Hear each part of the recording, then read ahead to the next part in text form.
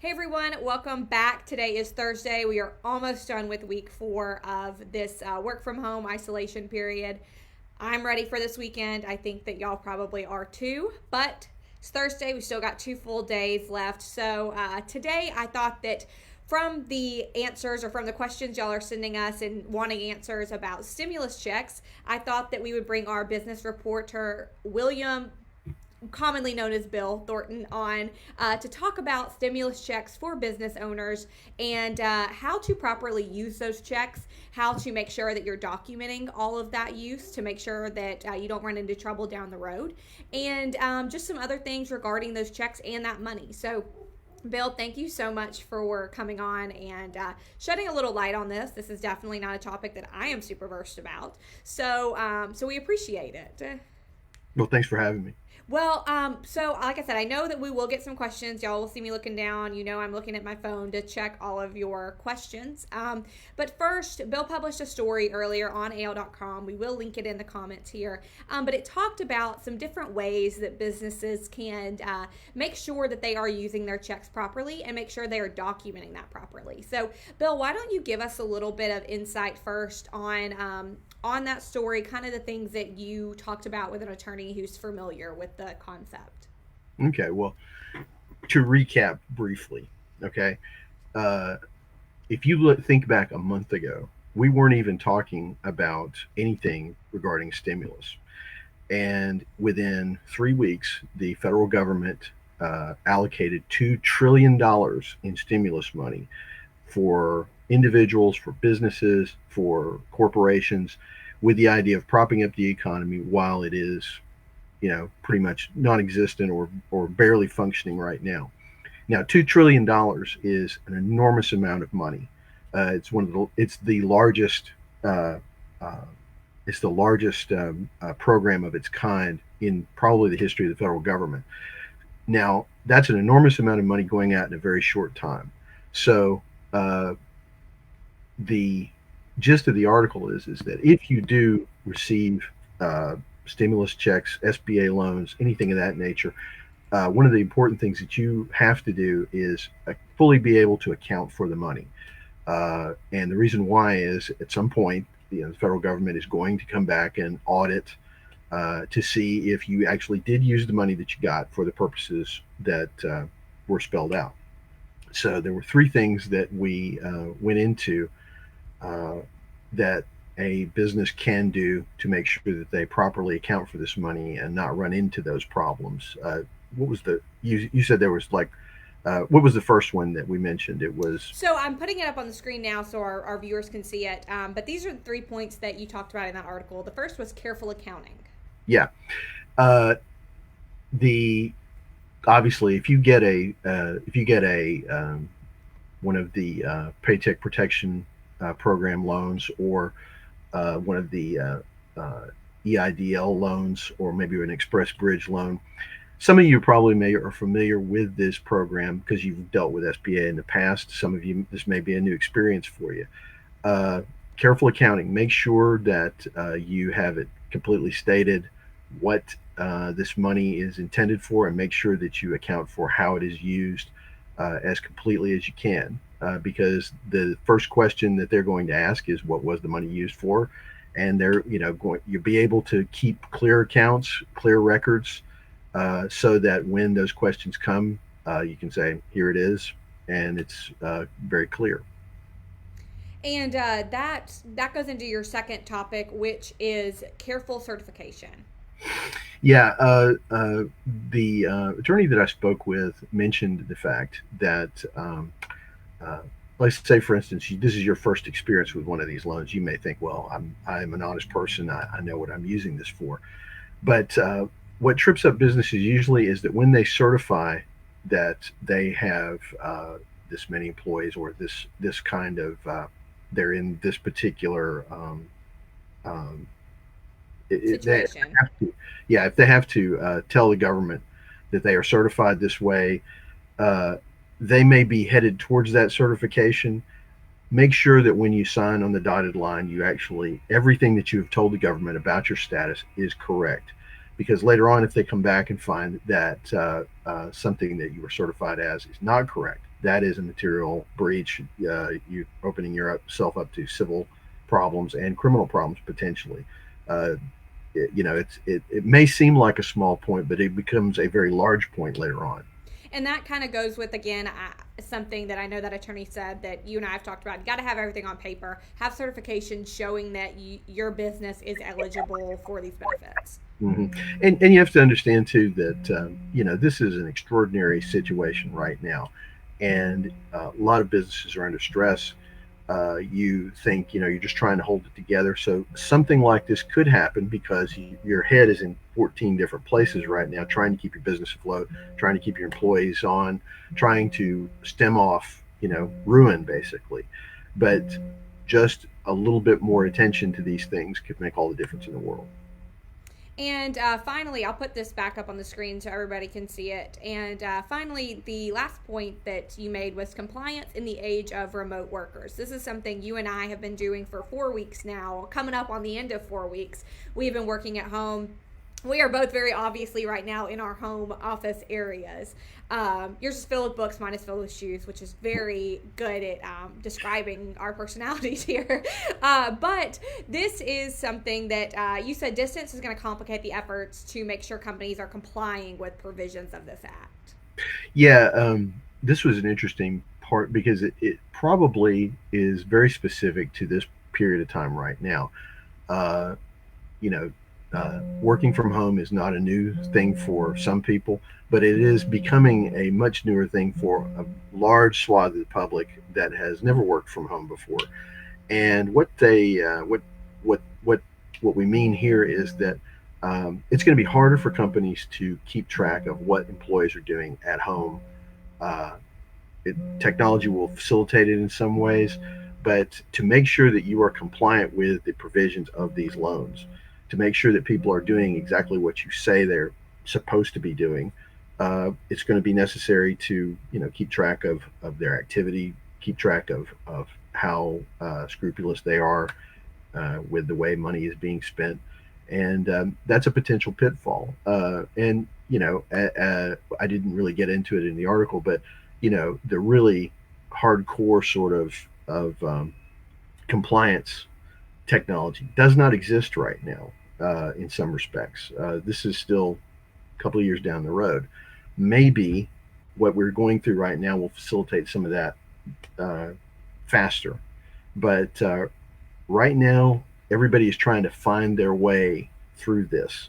Uh, some people have a head start because they've been doing this before the pandemic, but for other people, this is a new experience and they're still trying to get used to it. So, How do you, as a business owner that has employees, and we'll get to those who don't in a minute. We have some questions I know from Shelly about that. But if you are a business owner that has employees, how do you make sure that they are doing what they're supposed to be doing and that they are complying so it doesn't get you in trouble down the road from using your stimulus check? that's a really good question. I think that it's going to depend on your relationship with the employee. I think uh, you know uh, if you've already done some of the things that perhaps an owner should do in a small business of getting to know your employees, getting to know what kind of person they are, how careful they are, and also um, setting goals, setting parameters. This is what we do as a company. This is not what we do as a company. You're going to have already established that relationship. If you're just trying to do this on the fly, I can see where there would be problems. But open communication, honesty, those things that you usually find in a small business. In a small business, the relationship between the owner and the employee is hopefully a little closer, so that you know what kind of person is working for you. You can trust them. You can trust that you can fill in the details with them as you go. But like everything else, this is an evolving situation. This is where those relationships that bosses have with their employees and just coworkers in general have is really important. Oh yeah. Mhm. One question I know that we had that I mentioned a minute ago from Shelly is what about self-employed people who do not have employees? So she says it, I believe she's talking about hairdressers, but then there are people who own their own small business, say a graphic design firm or another, maybe a single person law firm, things like that. How do those kind of one-man bands play into this?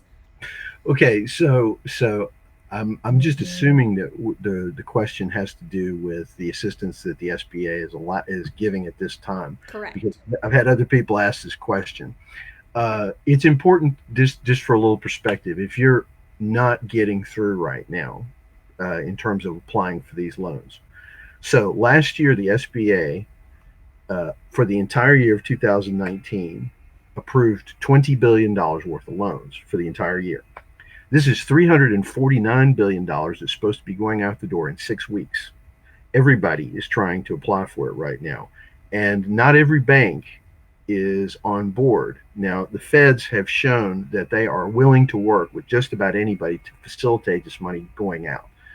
The regs for this went out, on Friday. There was a new set on Sunday, I believe, and they're continuing to calibrate this as they go along. More banks are coming on, more parameters are coming on, and the feds have also shown that they're willing to give more money. There's another stimulus probably down the line that's going to be part of this as well. So if you're not getting through right now, keep trying, because it's obvious that there is a impetus on the side of the federal government where they want to help people, they want to get this money out, they want to keep the economy moving. And they have shown that private contractors, people who are working on their own, are also part of this. Uh, that is small business. I mean, this is for small businesses to keep them moving because they represent almost half of the economy as it is. So, uh, being patient, keeping if you are in line, there's obviously going to be more money coming down the line. I think at this point, the program started last Friday, and the last that I heard, already $80 billion worth of these loans have been approved, but there's more money coming. So don't So give keep up. trying. Keep trying. So I hope that answers your question, Shelly. This is kind of going back to that Casey Duncan asked, are self-employed legal professionals eligible? I assume the money must be used for overhead. I'm going to be honest. I don't know the answer to that question, but I'll see if I can find it out. As I said just a minute ago, a lot of this is still being worked out on the fly. As you go along, who is eligible, uh, what money is eligible. There are several different programs that are a part of this, and there is a willingness on the part of the federal government to continue to keep the money rolling through this crisis. Aaron says there doesn't seem to be any stipulation on how the $10,000 loan dash grant is used in the case of the EIDL program. Are there any specific ways that the money has to be used, or is that up to the business owner themselves? I think that um, there is a checklist that deals with some of those questions at the SBA site, because if you go to their website, there is a tab at the top that mentions coronavirus um, programs. Uh, EIDL is mentioned as one of the programs, and I think there are the parameters of that are there, and there's also links to answer any questions as far as who is eligible and how to apply. I know I'm just throwing these straight at you. We're getting a lot of good questions. Zachary asked if we applied before last Friday, do we need to reapply? If you have, okay, some of it may depend on your bank. If you're, how much contact you have with your bank. If you have made it through the application process and haven't heard anything, you may want to continue holding and be in contact with your bank. Obviously, there is a lot of demand for this money immediately. So, as I said, be patient. But I think part of the idea of, if I apply in three different places, maybe I'll get one somewhere. I would be really hesitant to try to do that, simply because, as we were saying just a minute ago, uh, being careful in your record keeping, being careful in what you're stipulating in certification. That's part of this process as well. So maybe contact your bank, Zachary, before you try Yeah. to do any Mhm. reapply.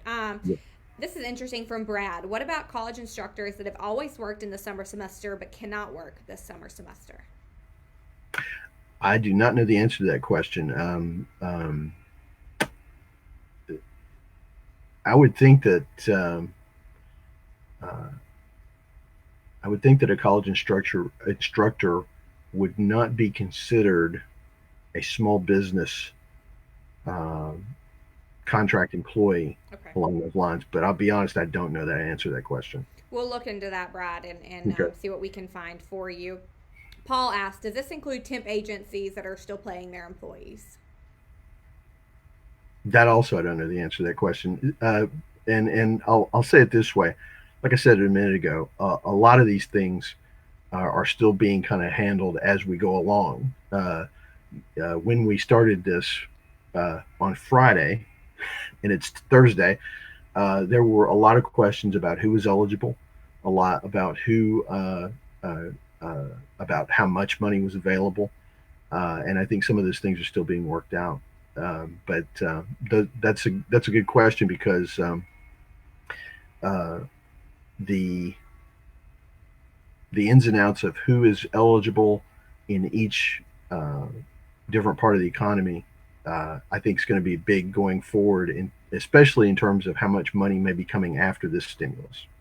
And those are things I'm getting a lot of questions about different, like, are musicians eligible? Are these different people eligible? That's something that you can all check on that website. Yeah, yeah. Okay. The as I said, if you are looking for one of these SBA loans, the a lot of the information as to who is eligible, as to how much you are eligible for, can be found there. The idea behind the Paycheck Protection Program is that you get the money flowing to places where there is no revenue coming in, so that you can save your payroll while there's no activity, so that when the economy does turn on again and you continue and you begin to have revenue coming back in, you can be compensated for that kind of dead period when we're not really doing anything. So, but go to the website and see. Okay, Kelly and Jerry both. That means go to, what's that website again, Bill? It's sba.gov, www.sba.gov. Okay, Kelly and Jerry, that's where y'all need to go check that out. I got a couple more for you, Bill. I know that I promised you a time frame that we've gone past, but I'm going to throw at you a quick couple more. Here's an easy one. How do you apply? Again, go to the website. Usually, I know that some people are having, it depends on if they have an existing account, SBA loan through a bank. If you already have used SBA in the past, go to your provider that you used before first. Now, there are some banks who have closed the window, so to speak, uh, in terms of the program for some people. But if you already have an existing relationship with a bank through SBA, that would be the first place you would go. Then, beyond that, go to the website. There's an application there, and probably there are some ways to walk you through the process there, and start from there. All right, Max, I hope that answers your question. I have a couple of more for you. One from David. I've reduced the hours for my employees, and I'm sure I asked you this one because I bet a bunch of people are in this situation. So David says, I've reduced the hours for my employees. When I get the stimulus, can I apply that to the balance of their reduced past paycheck to maintain their income despite them not working the balance of the hours? Say that again because I don't quite understand what the question is. Okay, so if you've reduced the hours I've reduced the hours for my employees. Mm-hmm. When I get that check, can I apply the balance of their reduced? Can I apply that money to the balance of their past paycheck that was smaller because they didn't work those hours? I believe that the way the program is structured is, you keep the employees on and you pay them. You're able to make payroll through the loan, that for the time that they are not working, to keep them, because the whole point of the program is to keep the workers at the pay that they're used to while the crisis is going on. So the uh, filling the gap, I think, is what the point is. I think Yes, exactly. that's the whole point of the program in the first place, All right, is to David. make sure So, that make sure that your employees are still being paid at their normal level during the crisis. all right, David. I hope that answers your question, David. I got two more for you. One is harder and one is easier. So, the harder one's from Stephen. After an employer submits a partial unemployment claim, when should the employees call the hotline to give their direct deposit information? I don't know the answer to that question. That's a different aspect of this, that because that deals with unemployment. Um, but I would refer you to the Alabama Department of Labor.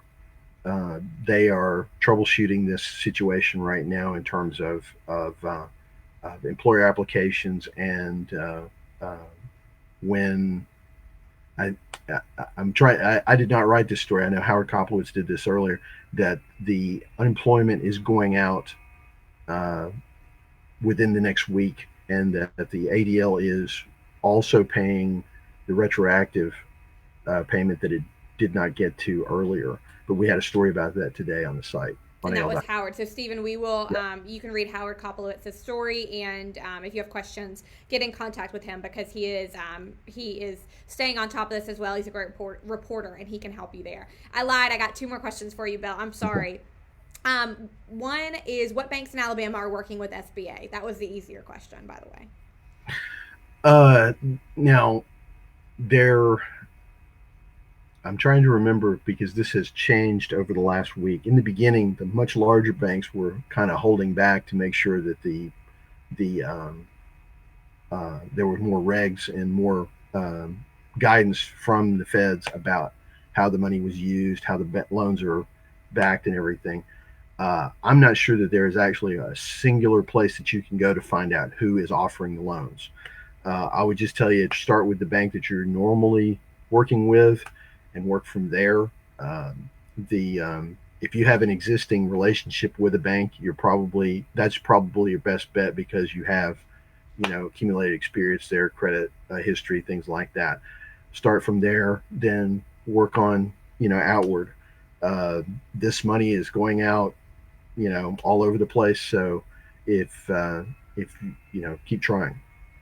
And I think most of our other questions, again, are about the program being open for self employed individuals. How does that work out for you? Who's eligible, etc.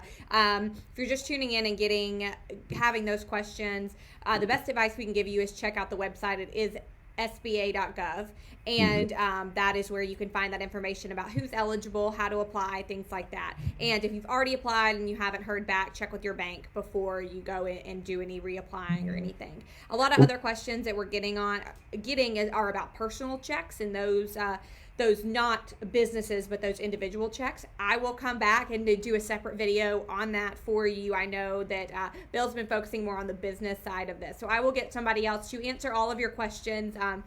Debbie and Marie and all these other people asking about their personal checks. We will come back maybe tomorrow or one other day next week and talk about that and get all your questions answered. So, Bill, thank you so much for answering all these questions and for telling us what you know. We so appreciate it. I know all of our viewers appreciate it as well. And just, keep up the good work. And judging from all the questions people have, you still have, you have a lot of work ahead of you still rolling in. So, Bill, thank you so much for coming and talking to us. And for the rest of you, we will see you tomorrow. All right.